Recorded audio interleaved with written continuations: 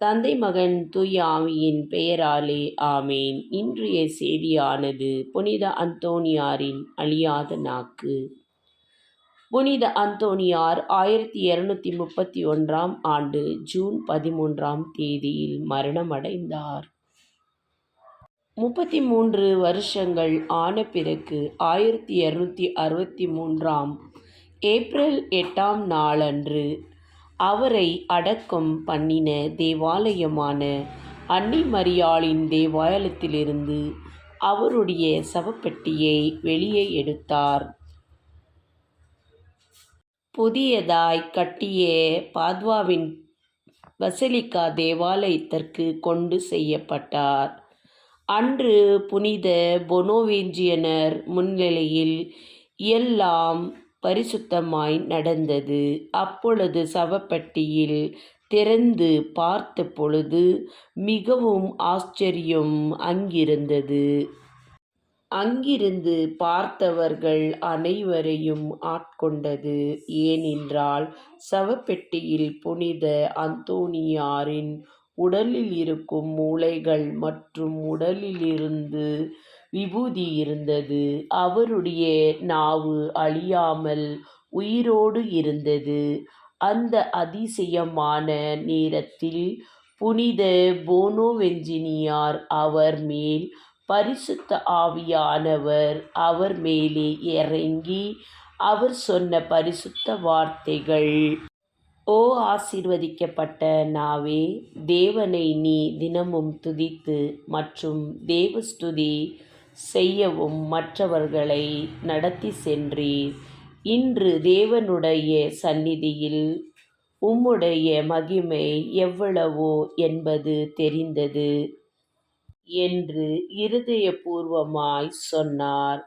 மிகவும் பரிசுத்தமான புனித அந்தோணியாரின் நாவை பாத்வாவின் பசிலிக்கா தேவாலயத்தில் இன்றும் நாம் அங்கே போய் சந்திக்கலாம்.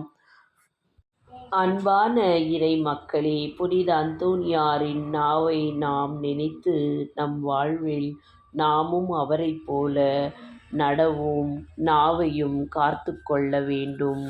அப்பொழுது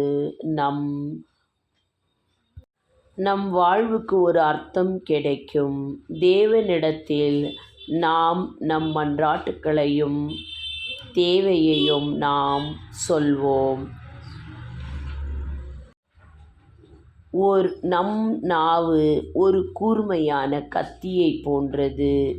நாவிலிருந்து வரும் வார்த்தைகள் சிலதை சொல்லும், தீமையையும் சொல்லும், நன்மையையும் சொல்லும்.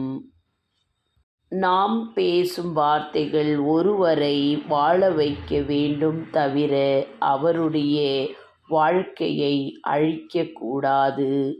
இதைத்தான் நம் புனித அந்தோணியார் மக்களிடம் செய்து கொண்டிருந்தவ ஒரு பணி. அவருடைய நாவிலிருந்து எப்பொழுதுமே பொய் வராத சத்தியத்தாலே பேசி மக்களை தேவன் இடத்திற்கு, தேவன் அருகிலே கொண்டு செய்திருந்தார். அவருடைய நாவோ அழியாத நாவு. ஏனென்றால் ஒரு பொழுதும் பொய் பேசாமல் அவருடைய வார்த்தைகள் தேவனிற்கு உகந்ததாய் இருந்தது.